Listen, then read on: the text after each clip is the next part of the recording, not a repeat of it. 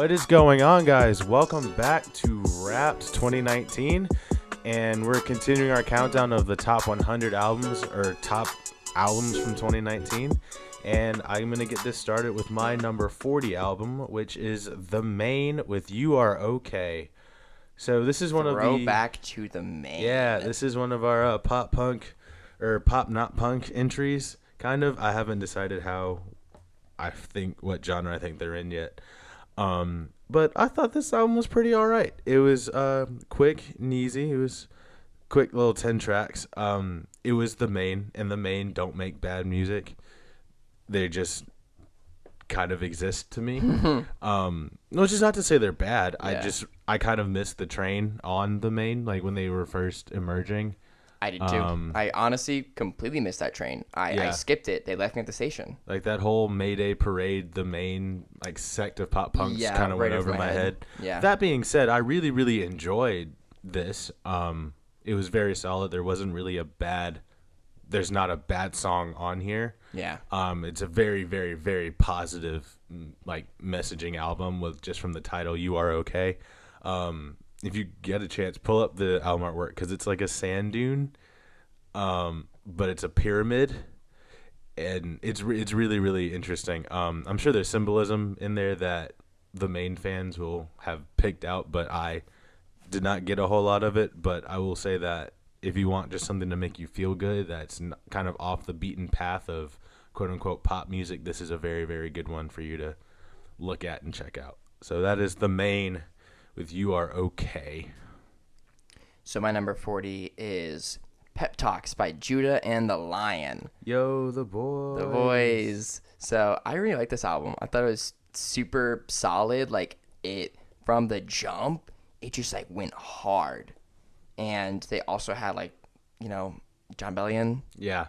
Like do like half crazy this features. Album. So with writing or being featured, and he was, I think, a big help to it. I thought the aesthetic of it was super strong, with all of their marketing with this little character and the whole pep talk vibe, and it was really good. It just, I don't think, my only issue I think with it was that some of the songs I got confused because they started to some of them sounded the same. I was like, oh, what is the difference between this song, and this song? There's really not. They all kind of sound the same, which is okay. Yeah. I think it made it consistent. But as a result, I mean, it's 18 songs. It's an hour and 4 minutes. Yeah, it was long. Yeah, it's long. Yeah. They could have chopped some of the ones that kind of sounded alike and kept the best one that sounded that sound. And I think it would have been a tighter album that I would have put higher. All this to say, though, it's not bad. Mm-hmm. It is good. Yeah. It's just, I think I saw potential. This is just my personal opinion that it could have been better. But do you think it was up there with like Folk Hop and Roll? I liked this one, I think, better. Okay. I think this one was more me than Folk Hop and Roll. But I think Folk Hop and Roll was their most impactful album. But for like people who are like Judah fans, like this album was like really speaking to them. This wasn't them saying, oh, we're trying to break out. This was them saying, we're just going to keep playing around. We have broken out. We know our lane. We know our sound. Let's just give people what they want. And them as like people, still fantastic. That whole show with the whole rained out in Avondale and Birmingham. Yeah. We're just going to play it in front of Luna Cafe for free and refund everybody. Super dope. Like, I hope they come back. Yeah, and their live shows are fun too. Yeah. Their show at Hangout was pretty tight. Oh, yeah. Their show that like 15 minutes I saw at Hangout, I was like, this bops. And I watched their Lola set too, which was the same like exact set that we saw at Hangout because festival. They bring it. They bring the energy. I think they. I remember he walked around the railing at Iron City, like. Oh really? When like he hopped off the stage, like climbed up, then just got on the railing and just walked all the way around it. He has energy, man. Yeah. Really, really dig him. But good album. He was 40. At the John Bellion show in Nashville. That's right. That was really, really tight. Yeah, they need to work together on a consistent basis, I feel like. I do. I like that pairing. After seeing them at 21 Pilots, and that was at the birth, I think, of their relationship, they should keep pushing that because they're really good together. All right. Well, you good? Yeah, I'm good. Oh, you got sweet. it. You got Wonderful. All right, cool. So my number 39 is Cage the Elephant, Social Cues. Another throwback. Yeah.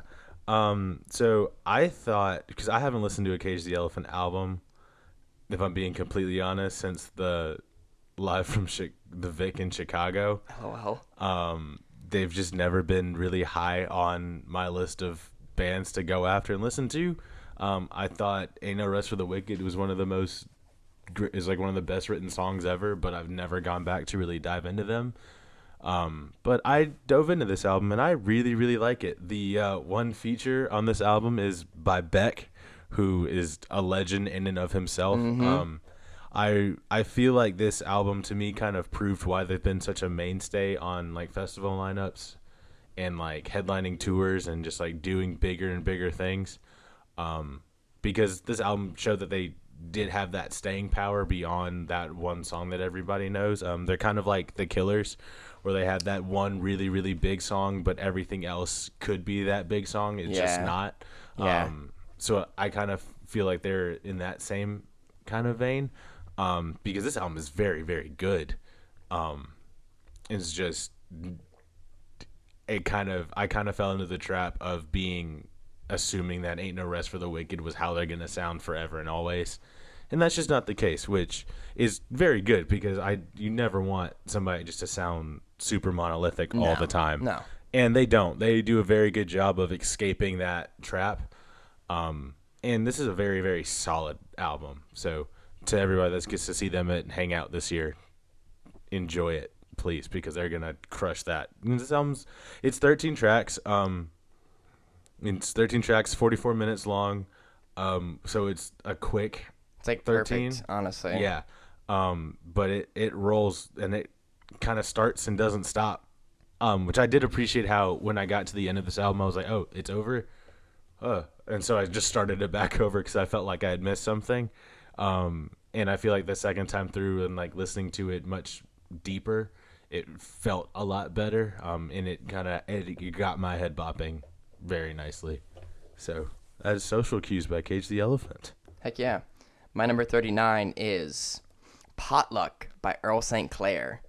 So Ryan and I are both Earl St. Clair fans. Oh, man. But we do know that he's a little bit of a smaller artist. He's kind of a guy who he is your artist to artist, basically, because he's written so many things for other people, specifically Machine Gun Kelly, writing and producing. Yeah.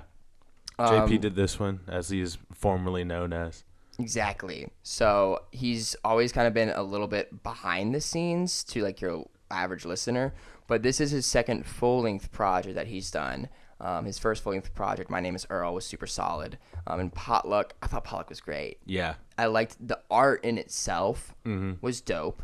The fact that I think the concept of it embodied his personality and his sound. Yeah. So much of like, I know he's from Ohio, but he just sounds like Southern soul. He has ties to Birmingham too. Yeah, and he has ties to Birmingham, but he sounds more Birmingham than he does Ohio, right? I think the other songs he works on for other people does sound like Ohio, but when he does his music, it sounds like the South. And that's what's really, really cool.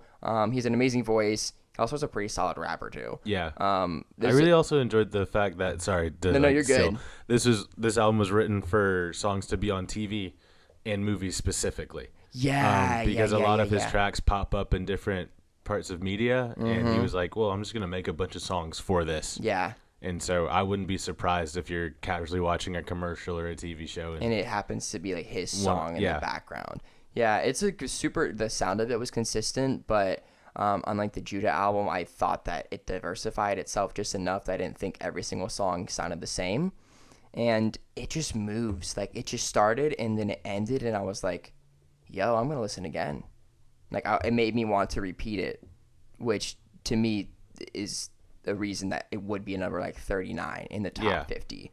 But super solid. I would encourage anyone to listen to any of his music, but specifically this project, because I think it's also a great introductory project.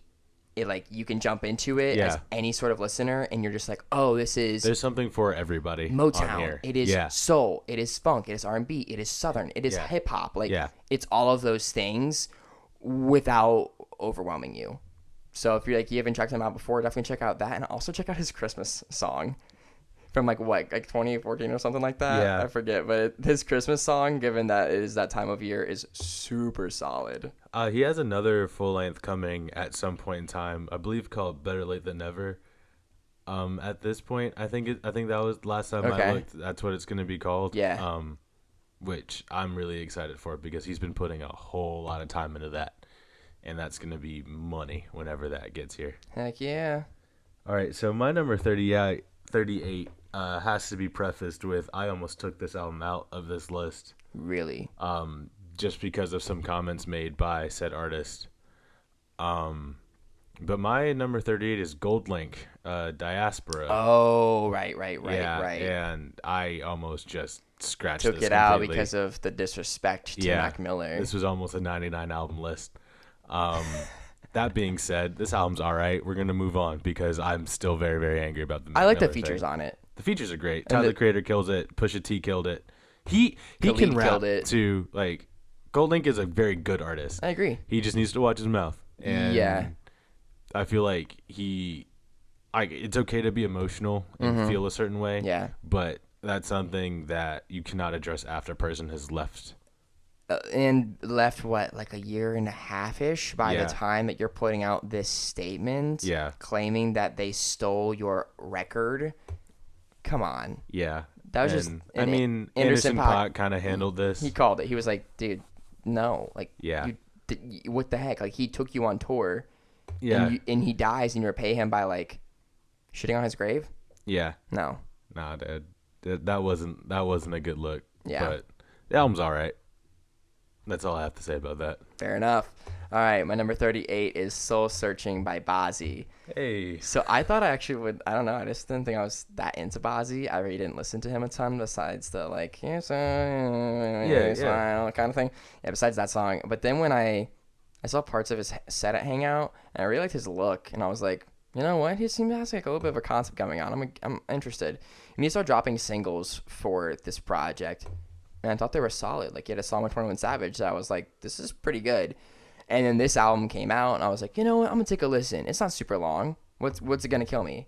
And I actually bopped the whole way through it. Oh, yeah. Like, I thought every song was super solid. I thought the production was really, really strong. I thought the honesty was good, too, where he was just, like, super raw about his struggles and issues and how he seems to just, in the typical like burden artist, like, I'm putting so much time into my art and I'm not paying attention to my relationships and I'm not fostering anything with my parents or my family and stuff. But it was dark. I was like, okay. But I liked it. He had his feature from 21 and a feature from Black that was super good, but the rest of it was just him for 11 songs, 28 minutes, and it slapped. Like, all the beats, the 808s were just heavy. Oh, sweet. They slapped. And I was like, okay, I actually really, really like this. And then I had other people commenting on Instagram that were like, actually, yeah, this is a really pretty strong project. It came out, and I thought it kind of went quiet, though. Like, people after that didn't really talk about it a lot. Yeah. I don't even know if he announced a tour for it or what. I still like it. I was just surprised. I thought it would have more momentum. Yeah. Pushing itself forward, which is maybe why it's 38 and when it could be higher, because the momentum kind of just died off on all the rest of the cylinders. But as far as the project itself, I think everyone is sleeping on it, and you should listen to it because you'll be surprised if you're not into Bazzi. I'll listen to it because I listened to part of it. I didn't finish it. Just because the day I listened to it, I ended up getting super busy. Yeah. But I'll definitely go back and check it out because he's an interesting person. He is interesting. And I feel like he needs to avoid getting trapped in the same group as Quincy and Marky Basie. I agree. Because there was a time where I thought him and Marky Basie were the exact same person, and they're not. Which is no shade to Marky Basie or him. No, it's just they seem to have a similar look, a similar sound, a similar aesthetic. I think he's more a well-known version of Marky Basie and has worked less time and gotten double success than Marky Basie has. It's kind of a gap between Post Malone and Marky Basie. That's a good way to describe him. He's definitely the gap between the two of them. Yeah, for sure. But he's starting to carve his own lane, going more hip-hop than I would have initially thought. Not so much singer-songwriter. I'm a sad white boy, e-boy. Like, it definitely is going more hip-hop, and he, like, gets braggadocious and everything, too. Honestly, stop E-Boys 2020. Stop E-Boys 2020. Though I'm thinking about painting my nails. What do you think about that? I mean, go for it. Black. Go for it. Okay, cool. Just want to double check. I'll probably join you. Heck yeah, let's do it. All right. What you got? What's your 37? 37 is 1123 by BJ the Chicago Kid. Or R&B, if you look at the numbers. Yeah, ding, it ding. still blows my mind. But because I know we're going to get to this album a little bit later for you, I thought the main thing that interested me about this album was how it kind of is split into two sections. Oh. Which is a very little thing, but track number 7 is 1123's Play His Intro. And then it gets into Play His Ball and Too Good, Close, and then Rather Be With You, Worrying About Me with Offset, and then Reach with Afrojack. And then Play His Ball is featuring Rick Ross. And that kind of, to me, kind of separated the album a little bit. Where like the first part is kind of more of like a vibe, as it's kicked off with Feel the Vibe featuring Anderson .Paak. Which also, another little sidebar, have you heard The Waters with Anderson .Paak and BJ the Chicago Kid? Because this song kind of felt like a part 2. I have heard that. I have heard that one. Yeah, yes. This song, Feel the Vibe, kind of felt like a very cool little spiritual successor to The Waters, which I thought was a really nice touch. I think this guy's going to be the future, is one of the guys that's going to bring R&B back to the forefront in a very positive manner. Because he has a very, very unique voice, a very, very unique way of putting his music like out, and not necessarily like he releases it like a normal person, but the way I feel like it should be digested is different, because this is like a barbecue album. Like this is a summer cookout. Very much a summer cookout album. Summer cookout album. Correct. But there's also like parts of this that I don't necessarily would want to play at a cookout. You know, like the song with Offset. Champagne. Like Champagne is not a cookout friendly song. I'm not gonna play that around my kids. No, you should not play that around your kids. Unless your kids are into this, and then, well, maybe they're a little young. But anyway, music's for everybody. I really, really like this album. I really, really like him. I love him. I remember I found his, like I mentioned, I found his Tiny Desk concert. That's right. And his Tiny Desk concert is amazing. Yeah, it's super solid. And you can just tell he's kind of comfortable and really, really enjoys the music and the way the music is formed around him. So this is one that I'm really, really glad came out this year. Yeah, it's super. I'm gonna try super to check solid him project. live. Yeah. Yeah, Supersaw Project. I'm sure he's amazing live, given the Tiny Desk concert, and he's just one of those artists like, I guess similar to Anderson, who they sound great on a record, but when you see them live, it's like you got transported back to Motown, where like live instrumentation was so essential in being what it means to be a performer. Mm-hmm. So I think it's like band control and interaction. And like, that's exactly very like necessary. Conducting your own like masterpiece. So I think that is both a record and like a live performer. He's super solid, and I think this is the album that's breaking him out of like just being that one featured dude on every one of your favorite artists' albums. Yeah. And then also like being like a low key, I'm kind of cool hipster R&B person for sure. that like your hipster friend knows. Yeah. Now one's like everyone be bumping Beach of Chicago out in the streets for the culture. Oh, absolutely. Man, speaking of the culture, number 37 is straight up for the culture. Mirrorland by EARTHGANG. Oh, all right. Bops. Like all the way. It's okay. We've talked about this before when it first came out. This album is so weird, but it makes sense because they're both extremely weird. But I really liked it. I liked the artwork. I liked the concept of this being the story that they always wanted to tell about them growing up in Atlanta. And it also has just so many like bops, like Bank is so good, and other things like the features, like the one with Young Thug, Up is super solid, and then there was there's the other Proudy was super solid as well. But it's just it's a good album. It's also like it just sounds like Atlanta, but it sounds like a different kind of Atlanta we've never heard before. and we'll touch on this a little bit later, but it kind of sounds like the Atlanta that it kind of sounds like the ideal Atlanta.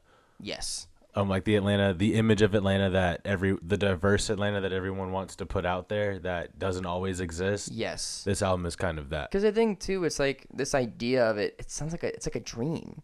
You know, like it is the way that they looked at things, like the way that they saw like the horrible things that they might have seen growing up, like robberies, poverty, shootings, whatever, and how they in their own minds coped with those horrible things. This album was like their therapy. Mirrorland was like the place that they escaped away from things. And we've seen this a couple times. Yeah. Astroworld, Hotel, Diablo, these places in people's minds and artists' minds of coping with. Yeah. And I love that idea, that concept. So Mirrorland was another way of doing that, but with a city so jungle-like Atlanta.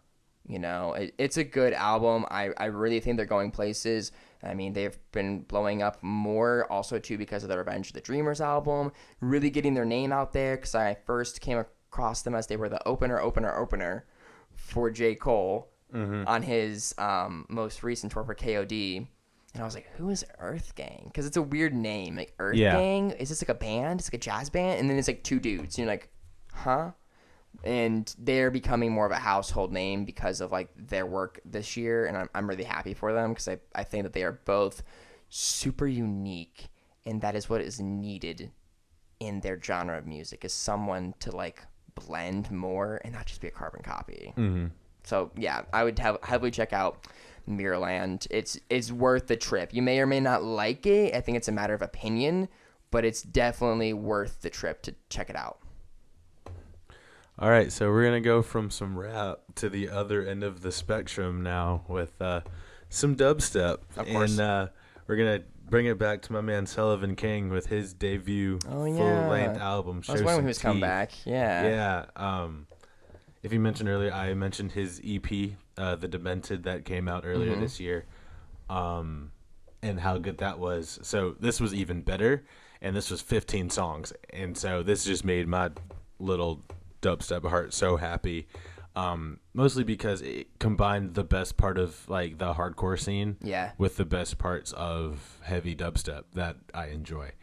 All of the drops in here are impeccably produced, and he does throw some twists in there where you're expecting that like solid 150 just kick snare kind of move, where he gives you that little variation that you need sometimes.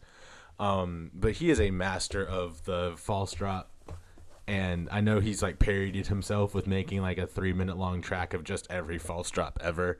That's wild. Yeah, it's not on the album, and he just like played it at one of his sets, but he just took like the most popular like pre-drop false drop things and put them in order, and it went on for like a minute and a half. But this album just kind of shows his ability to draw you in. Yeah. And then just take you for the scariest roller coaster of your life. Because, so if you don't know if you like dubstep, this album will determine if you like dubstep or not. Okay, I like that, yeah. Just especially dubstep that's more about like heaviness and like instrumentation almost, rather than like just the wobbles, because he does do sound design and his wobbles are interesting. But his are much more about feeling like you're getting punched in the gut than like, oh, that was a very interesting sound. I'd say the highlight for me on this album, other than this lead single, which was Show Some Teeth, which is the title track featuring Company, is the Dropkick Sully's House mix, where Dropkick is a old song of his that did very well that he flipped and turned it into a house song. So that's a cute little break in the middle of it. And then also the highlight for me on this album is when he just sings and like plays guitar, and it's not heavy. It's much more like, it's kind of sad boy, but all the best parts of sad boy. It's like if you ever wanted to cry in a mosh pit, songs in there for that. Yo, that sounds like the name of like a song or album. Crying in a mosh pit. It's him and Millennium's like collab. That's okay. Oh, really? Not really, but yeah, it would be perfect. Millennium and Sullivan King crying in the mosh pit. Crying in a mosh pit. Yeah, and it has to start off with a remix of "Crying in the Club" by whoever did that song. Was that Camila Cabello? I don't know. She racist. Yes. So wow. if I had to pick one moment from this album to be my absolute favorite thing, it comes later on, but it comes in the 12th song, which is called Bad Times. And this song was known as That Bird Song from Excision Said It Lost Lands, because the pre-drop is a bird just tweeting before it just sends you on the most like tunneling like spiral of a drop ever. And it's like one of those like Happy Birds, like tweet tweet tweet, that kind of tweet, or is it like the whole like Travis Scott like? No, it's a Happy Bird. Okay, but it's like melodic, and so like you're listening to it and it builds up, like you have this big drum and then it just stops. Then you hear tweet tweet tweet tweet tweet tweet tweet tweet tweet tweet tweet tweet, and then it comes back. That's insane. I remember the first time I like heard it like on the live stream, I was like, "What is this?" And then I should have known it was a Sullivan King song. But definitely check out Show Some Teeth if you need to determine. If you're a metalhead and you're like, dubstep's not real, listen to this. If you're a dubstep guy and you're like, I don't think I could ever like metal, listen to this, because it's possible to fuse them and not make it corny. Yeah. And that is the best part about him. He's also a giant. He's like 6'3" and just towering. Yeesh. And plays guitar live. It's amazing. So check out Sullivan King, Show Some Teeth. So my number 36 is a revisit to Rap or Go to the League by 2 Chainz. 2 Chainz. We talked about this a lot in the last episode with our guest and friend Adam Stansel. And we delved into this quite a bit, so I'm not going to take up too much time on this. I just want to say why I put it as where I did with 36 in my ranking. I initially honestly did not think that a 2 Chainz album was going to be this high, because like I love 2 Chainz and he is this like I think really impactful like genius artist of our generation in his genre, but his albums to me, they don't land a lot on a technical scale. This one lands it on a technical scale, and as we said before, the last one, Pretty Girls Like Trap Music, I think opened the door for this album, and the beats are solid. What he's saying is really deep. It's not just like, you know, titty boy up in the club and like popping bottles. It's like, man, I'm a black dude in America. Uncle Sam, the concept is coming for me. I'm paying taxes, losing my money, like sort of on the same vein of what Kendrick Lamar talked about in Damn. Yeah. And I was like not ready for that. So that's why I was like, okay, the lyricism of this goes so much deeper than a typical 2 Chainz album does to me. But also it took its time to be 2 Chainz and have fun. So I think this was a great album for him, and that's why it landed higher on my list than honestly I ever thought a 2 Chainz album as a whole, technically graded, would land. So shout out to 2 Chainz for just keeping the culture moving, and also like keeping both like the streets and the clubs and the radio, but then also like kids in their bedroom like listening to like lyrics all on lock simultaneously. All right. Well, so my number 35 is Ariana Grande, or Ariana Grande, depending on who you listen to. Thank You Next. I think she says Grande, so we're gonna go with Grande, but I'm not sure. Yeah. Really? I like watched, and it's the most confusing thing. That's wild. Anyway, so it's Thank You Next. I liked it. I didn't expect to like it. Same. That's really it. I think it's on here where it is because of how much I enjoyed it without me expecting to. Right. Same. Like I the first time I heard Seven Rings was actually at a Set It Off show. Really? Believe it or not, Max Danziger did his drum solo, and a part of his drum solo was the chorus of Seven that song Rings. Was everywhere when it came out. And again, I was listening to radio a lot back then. That's how the radio was. I just didn't. I was like, I didn't hear it, and so I saw him perform, and I was like, maybe I'll listen to it. And so I was like, oh, there's a whole album. All right, why not? So I sat down, listened to it from the beginning, and I enjoyed it. I thought it was much more serious and much darker than I expected it to be. But she can sing. Like we've known that since forever. Yeah. Did you listen to Sweetener? No, I didn't. Yeah, I didn't either. I heard parts of it, and I heard good things about Sweetener, just like I heard good things about this. It's just that her brand of pop is usually not my cup of tea. I agree. Or something that I Yeah. chase after. But whatever album she puts out next, I'll listen to it. I will too. The clips from her live shows look absolutely insane. Yeah, they look so good. With her like just running around everywhere. Yeah. And so we're here for a well-produced show. Yeah. And I feel like that's something that she does very, very well. So yeah, that is my thoughts on Thank You Next. But I have to say I really loved all of the music in this. Like if you just took out the words and just were like, you're gonna listen to all of these instrumentals. The production was fire. I was very much behind that. Yeah. I also Seven Rings is probably gonna be my like guilty pleasure song of the year. Yeah. Just because I'm a sucker for anything that can flip. My favorite thing's the Sound of Music song. Yeah. And I've like it's been flipped before, and I've kind of been like, all right, but this was the first time like I heard the flip and was like, yeah, yeah, you know what? Because you've never been able to like really jump up in the club and get down to my favorite things, and now you don't have to just kind of like sing it in your car as a show tune. You can like pull up to the crib and like be bumping some Sound of Music interpolation, and that makes me very happy because I love that. I love that song. Yeah. Say what you want about it, but I love that song. Classic. Speaking of classic, specifically underrated classic, my number 35 is Nina by Tech N9ne.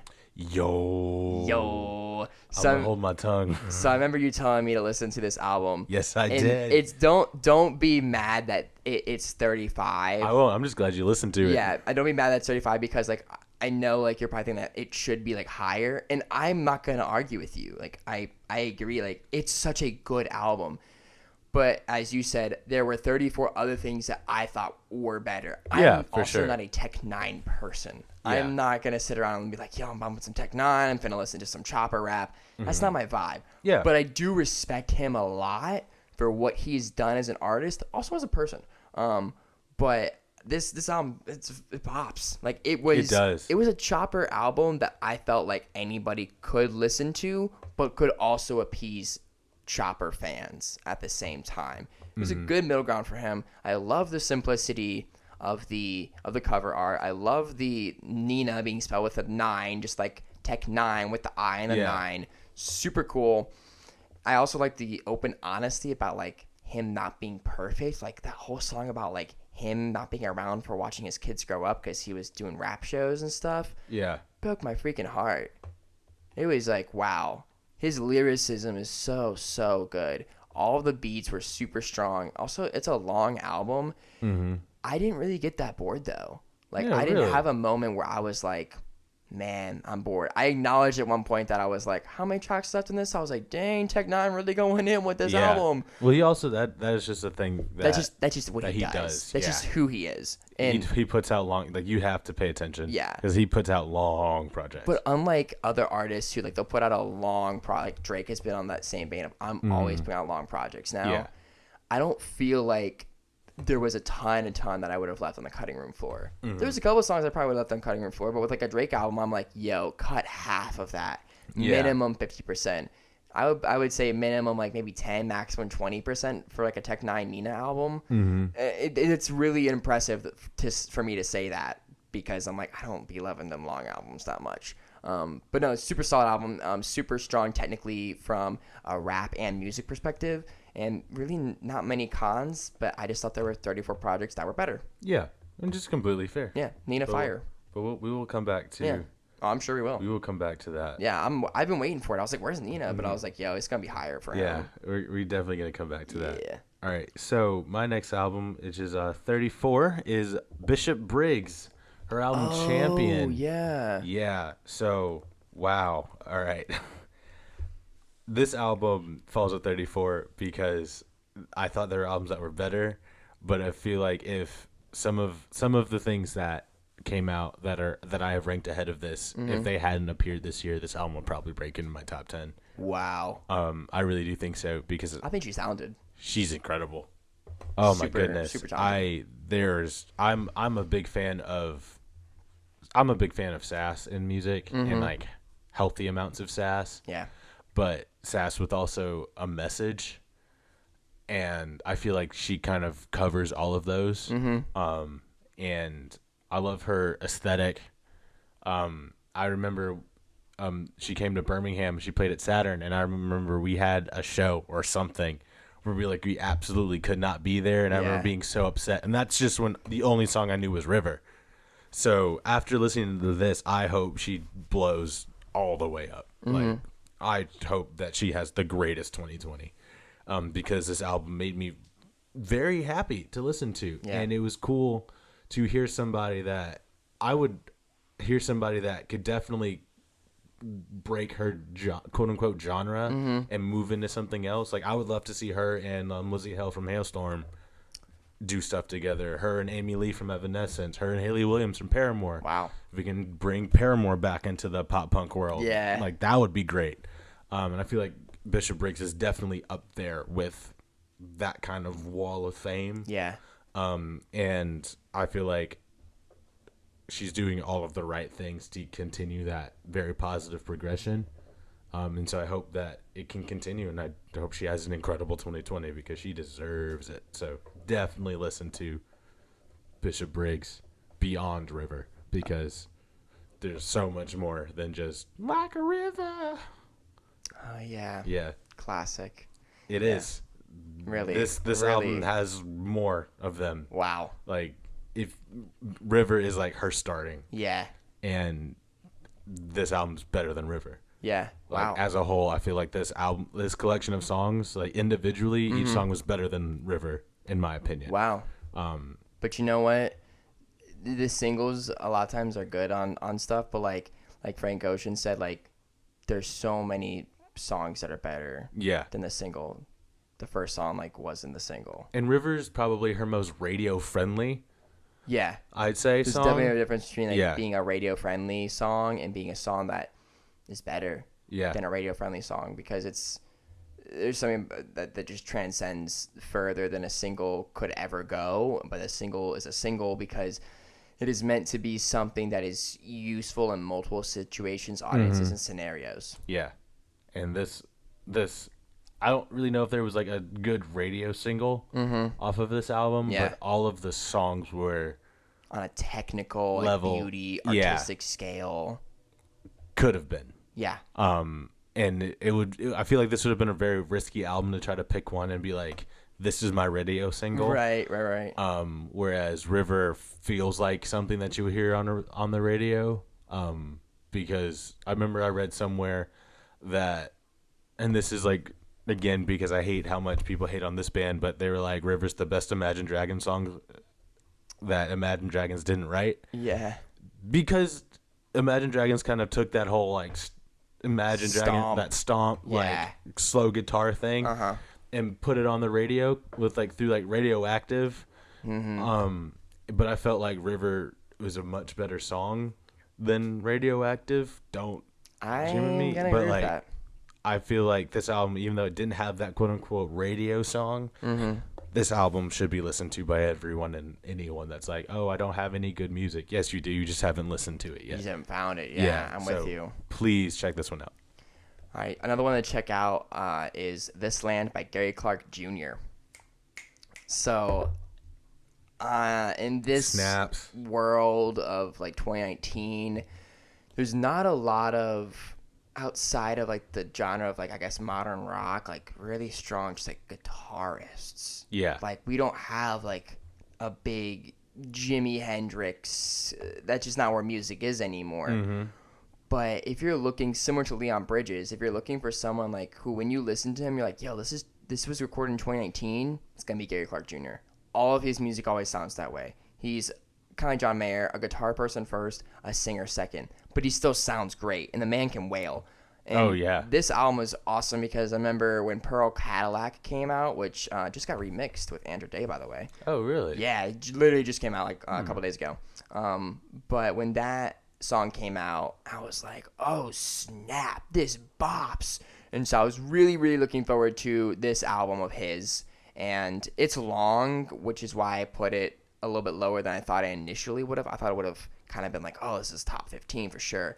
But it's really long. It's an hour, 12 minutes, 17 songs. Just a couple songs. I was like, all right, this is starting to feel long. Yeah. That's kind of though almost every like guitarist style album. They're just like, I just want to wail on my guitar for 5 minutes and turn into a song.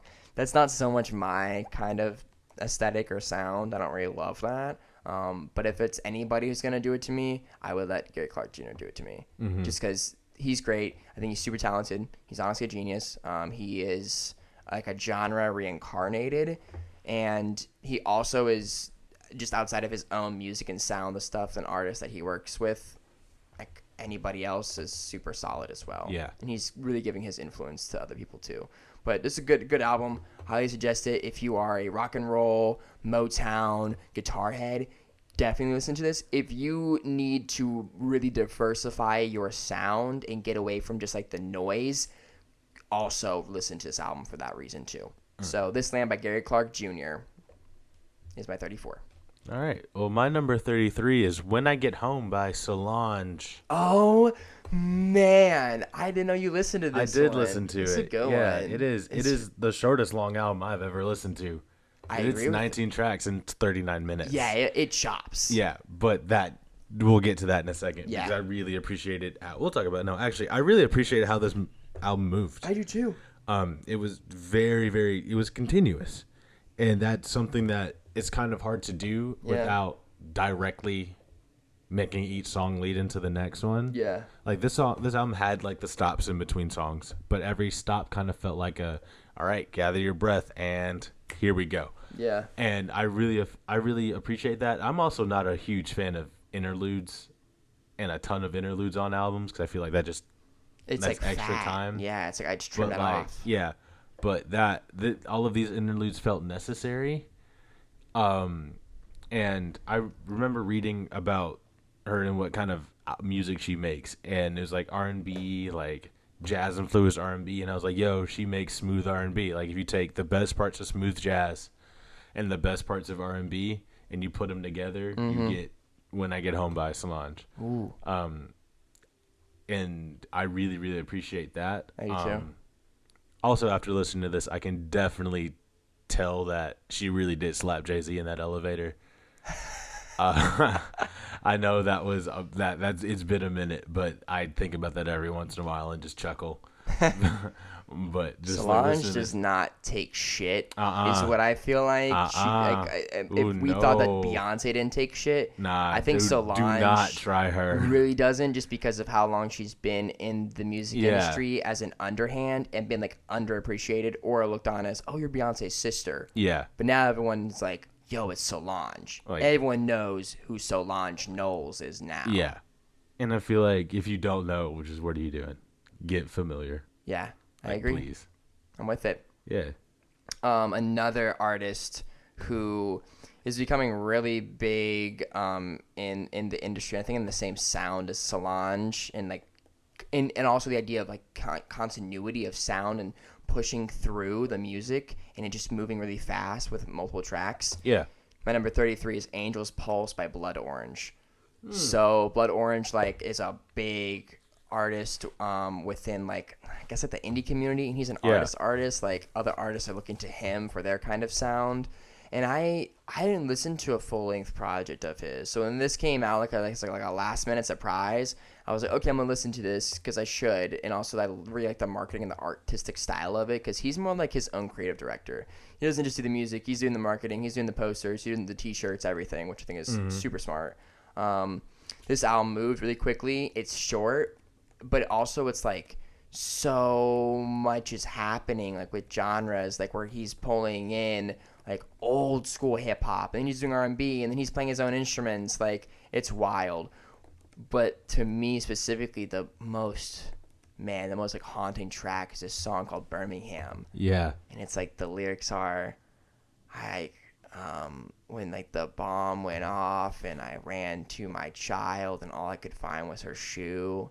And it's all about the 16th Baptist Street church bombing from the eyes of like a mother of one of the 4 children who died. That's deep. It's just like a minute 30 seconds. But I remember like I was like listening to the album, I'm like, this is going really good. And also I'm like, Birmingham. But what does that mean? Does it mean like Alabama? Does it mean England? What is it talking about? And then I'm sitting there, and the sound is gorgeous, but like the lyrics were just so, it was haunting. And it's kind of like out of nowhere, like this, if you looked at the whole piece, like, is this like a commentary on like modern civil rights? There's a lot you could digest about this album, and he doesn't talk about it enough because he's all like Weekend style. He's, I'm going to be mysterious. But I think he's super smart. He's a genius. I honestly could spend a long time looking at this album, but I put number 33 just because I think that it's a little short, and it kind of like a jarring piece where you're just like, huh?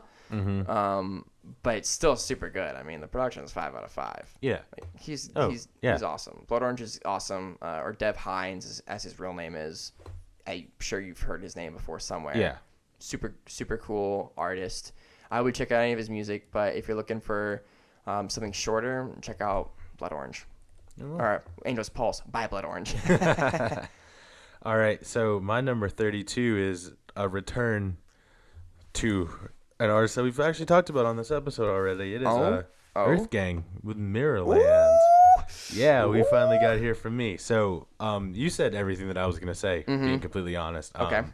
This album, but I'm going to kind of further expand on the fact that I felt like this album really is like they talk about teaching that we are like that mixing bowl in the United States of just all of the races and the cultures. And this is kind of exactly what this album was kind of exactly what that was. Yeah. Because there's not really one sound in here that defines it. But if you walk through little 5 points, whenever they're doing like big music events or whenever there are people out there selling art, everything that this is little 5 points in Atlanta. Every sound that I heard on this album kind of felt like it came from over there, but just like a different part of the street, of that street. Yeah. And even beyond that, like kind of felt like, because you had parts where it felt like super, like Bank kind of felt like you were downtown, like in Buckhead, like in, like going to like some of the clubs, like hitting like Magic City or like going to see the Hawks play. Then you have other songs that felt like Proud of You kind of felt like you were at home with your homies, like just kind of chilling, and one of like kind of like the unintentional leaders, like, hey, we're all doing pretty good. And I feel like they got T-Pain to do a feature again. That is true. That made me happy. That is true. Because T-Pain is money. He always has been, always will be.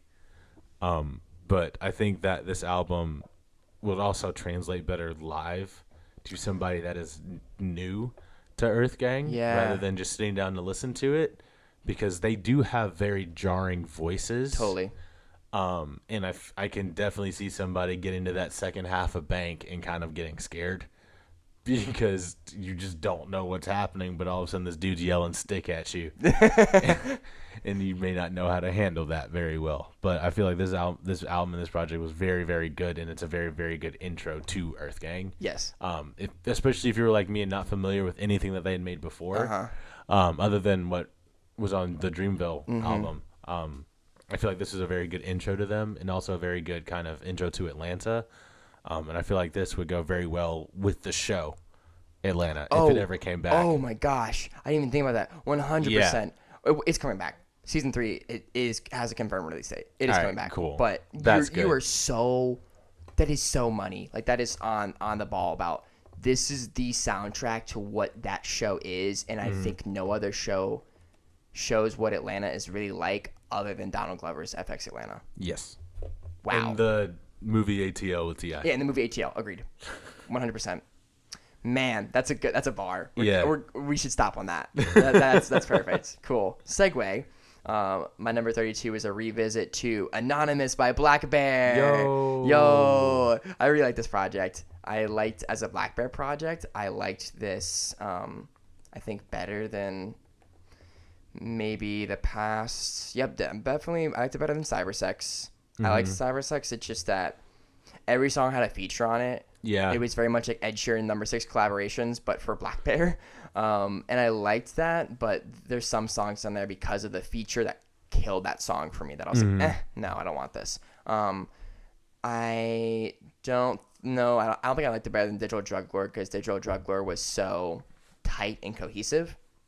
But this was a great return, as we said, to Blackbear's old sound. Yeah. Infusing it with his new sound. Yeah. Even the look and marketing of it. Also, the music videos for all the songs were super duper solid. And then Hot Girl Bummer came out and like it like blew up everything. Yeah. Everyone's like, oh my god, I'm back on Blackbear again because of this one single song. Like it's just like IDFC all over again. And I was like, what's happening? Yeah. Like, have you heard Anonymous? It's super good. Anonymous is also really long. Yeah.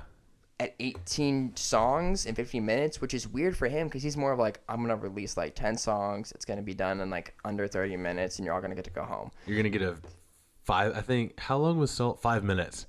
He released a 5-minute EP that he recorded. Yes, 3 songs. The Salt EP was 3 songs that you're going to get like this. We're getting in, we're getting out. But on this one was like, we finna sit down. We finna have some dinner. Let's maybe talk get some about dessert. it. Like, let's talk about it. But you know what? I really appreciated that because it had been 2 years since a proper release, and we got 2 albums in 2017. So we needed a lot of Blackbear stuff. But just to revisit to like his old sound, like he had a song called Dead Balloons. Mm-hmm. It's like Dead Roses, but like balloons. And like The Weeknd with like House of Balloons. Yeah. And, like Taboo with Black Balloons. It was like all of this like revisit to like that idea. Drug Dealer is also my favorite song on this whole thing. We've talked about that before. Mm-hmm. If you're a Blackbear fan, I think you like this. If you've never listened to Blackbear, I think this would be a good intro for you. Because I think if you're an old or new Bear fan, this is a good way to get into him. Yeah. And then you should go backwards and you should dive into Dead Roses and go up from there. To listen see to how, this and then just start with Dead Roses and then go. And just see how his music evolved over time. Yeah. Honestly, this felt the most like Sex the Mixtape Blackbear. Yes. So Sex the Mixtape was the project before Dead Roses. Yeah. Which Dead Roses is the first piece of music project-wise you can find on streaming services. Yeah. That mixtape we're referring to is like on DatPiff or YouTube only. Like it was not a proper backed release by any sort of label. Yeah. You're totally right though. It's like that, but like that mixtape was a lot. And like there was songs on it that are fire and there's songs on it that I was like confused. Ugh. Yeah. But this took that sound and made all of it super well rounded. I can't say enough about Blackbear. I don't think either of us can. Yeah. We both love him. I'm glad he's alive. I'm glad he's doing well. And I'm glad that Hot Girl Bummer is such a bop for him because he really deserves to be so much more well known than just being like this underground kind of Blackbear artist. Because he's been working forever and he deserves it. Also, fun fact for our listeners, he wrote with Mike Posner. Oh, yeah. What song did he write? Boyfriend by Justin Bieber. So everyone out there in the world has heard Blackbear's lyrics before, but I don't think your average listener has sat down besides Hot Girl Bummer and been like, yo, I'm going to listen to a Blackbear song. Haha. Yeah. I want you to also know that I almost said Boyfriend by Issues, but he didn't write he didn't write that one. They just well, he did technically because it's a cover of a Justin Bieber song, but him and Tyler Carter aren't friends anymore. Right. Which is also super unfortunate because Cars and Clothes and Calories is a great song. Yes, agreed. But yeah, I love Bear. I do too. Yeah, it makes you feel good on the inside and whatnot. Really? Because I feel like when I listened to him all sophomore year, it made me really depressed. But like. We can spend a whole episode on Bear. He got more fun over time. He did. He got more fun. He did. So I agree with you. Yeah, because he was pretty dark. He was pretty dark.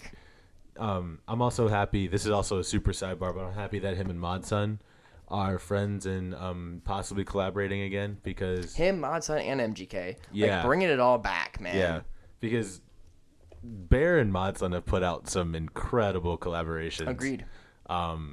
I'm not going to get too deep into this, but Different Hoes from Hell. That's right. Even though it's not the most like woke song. PC. It is a great song. And Modson produced that beat. So, like, it's really, really nice. Yeah. All right. So, move on from Bear because that could honestly be a whole episode. Yeah, it could be a whole podcast. My number 31 is by Boogie. And it's called Everything's for Sale. Is this Boogie T or just Boogie? This is just Boogie. Okay. So Boogie is you may know him. He collabed with Eminem on Rainy Days from earlier this year, and that kind of blew up. Oh, okay. Yeah, to me, he is. I'm trying to figure out how to word this because I know what word I want to say, but I know a word's going to come out of my mouth, and that is not the word I want to use. He is I found it. He is a parallel to JID or JID. In the fact that they are very similar to me stylistically, and they're very similar to me in how much they love their wordplay. Yeah, like the lyricism. And how unique each of their voices are. Because again, Boogie doesn't sound like anybody else. Just like JID doesn't sound like anybody else. That being said, they both can rap, and he can rap. Like that song with Eminem, I remember listening to it and I was like, oh boy, here comes another song that Eminem's about to steal from somebody. And I got to the end of it and I was like, he held his own, and he's been doing this for a minute. And so I was like gonna initially be like, oh, this is his debut album or whatever, but it is not. He has 3 albums that came out before this, dating all the way back to 2014. And each of them are very good. They're different than this sound. You kind of watch him develop into this. But he's another guy that I kind of think that is going to help carry the lyricism torch into the 2020s. He also is kind of, in my head, the most to another J. Cole in a way, because he's somebody that I feel like seems to kind of like to not be in the spotlight as much. Platinum with no features. Definitely won't do that. I feel like just because he works too well with other people, and it doesn't feel forced ever. Yeah, like the song with him and Eminem doesn't feel forced. Yeah, the song with him and JID doesn't feel forced. Those people are in his vein. Yeah, and in his bag of sound. And I feel like as long as they all keep collabing with each other and like pushing each other to grow more, I feel like that would be really cool. I also think it would be cool if like one of them did what Kendrick Lamar did on Control and just call out everybody that they're kind of in the same lane with. And unlike what happened with Kendrick Lamar's verse, everybody responds, and it's not like, oh, I'm mad at you. It's just on some pure hip hop. Some respect. I think I can rap better than you. Yeah. Let's prove it. Love because for the game. It's like Joyner Lucas and Tory Lanez. Wow, they are. I don't know if they're friends, but they're not. It's not hostile. They're cool now. Yeah, they're both just like, I think I can out rap you, and then we got amazing tracks, 6 amazing songs. And then from that. The collab of redoing Suge. Yeah, like I feel like if they could do, I would love to see him and JID do something like that. Yeah, just for fun, like not love of the game. Yeah, not to like try to attack each other, but just hey. Let's make each other better. And so I really, really feel like he is somebody that is going to be elevated in the 2020s. I'm here for it. If he keeps putting out products as good as this one. I know I didn't talk a whole lot about this album, but highlights: Soho featuring JID, Rainy Days featuring Eminem, Self-Destruction, just him. It's probably my favorite song that he doesn't have a feature on. But definitely check out Boogie. I would definitely check out Boogie because I haven't heard this one, so that's a good one for me. I'm going to take it home here now with my number 31 being Hi, this is Flume, mixtape by Flume. So this was referral by Max Menaker to listen to a while back when it came out because he's really into Flume. I've never really sat down and been like, man, I really want to listen to a Flume project. Never happened to me. I've run into him through like remixes and stuff like that of other artists. Tennis courts. Yeah, exactly, like Tennis Courts by Lord. So this was for me especially to say that like, oh, I'm gonna take this basically heavily instrumental, mostly sound EDM album and put this up here. Like that tells you how good I thought it was. Because I don't really do that. My grading scale I think is a little skewed in that sense of like it's not meant for that a lot, and that's just not my bag. But this was good, man. One, the artwork is incredible on it. All of the visualizers he had on Spotify for it were super dope. He even put out like a short film that was like a lengthened version of that. Super cool. So marketing artistically, great. Super solid there. He also has a song on here titled just like Symbols. Yeah. Like, you know, when you go into like Microsoft Word and everything's glitching. And everything's glitching. And like you accidentally because you put everything in symbols for some reason as the font. Like your whole document has been deleted and you have to like reboot your system. Yeah. So that's the name of one of the songs. And like it's so long. Like it just like trails off. It doesn't even show you how long it is because he just put symbols just to like be a troll. But I think it's good. It flows. It moves at 17 songs. 38 minutes, similar to like the Solange thing where it's just like he's moving. These are short songs. He's moving. The intro is like 30 seconds long. It just bops. I can't really speak too much on it because there's not really a lot of lyrics in it. He does have features from like UK pop and rapper Slow Tie and all that kind of stuff, and they come in and they bring some like heat. We're going to Brazil. We're going to the streets of UK. It's kind of like a world tour, but it just bops, man. It just gets me in the mood. Like I can drive this. I can like go to the club in this. I can do there's not a lot you can't do to this. Yeah, there's not a lot you can't do to this. I can also just like totally zone out and lay on my bed and just be like, yeah. There's something about this that's super well rounded. I just really, really love the presentation of it. I really loved how it just surprised me by how much I liked it. Because I was like, I don't know. Like I was a couple songs in and I was like, this is bopping, but I don't know if I could do this for a whole album. And then it shifted. And then it shifted again and again and again. I was like, okay. It's not just like an entirely like Zed going like and drop and drop and drop and a lyric and a lyric and a drop. It's not like that. Like it'll take you up, it'll take you down. It flows super well. It's great. I can't speak on it enough. If you are a fan of Flume, a fan of like EDM, I suggest it. But if that's just not even your vibe, I think it's a great album to check out. Like it's a great study album. It's a really good study album. Like if you're looking for like something that's a little bit more energetic than chill hop, def recommend. Hi, this is Flume. In parentheses, mixtape. All right, friends, that's gonna do it for the end of episode number 7. Thank you so much for listening to us, and we appreciate all of your feedback and comments via our social media platforms, emails, what have you. Feel free to check out any of our social media at Wrapped Podcast on Instagram, for example, or wrappedpodcast@gmail.com to send us any emails about are you agreeing with us? Are you disagreeing with us? Do you think there's albums on here we don't have yet? Like we're always down to shout out some honorable mentions maybe, something like that. Hit us up. We'll love to talk with you about music because that's just obviously what we love to talk about.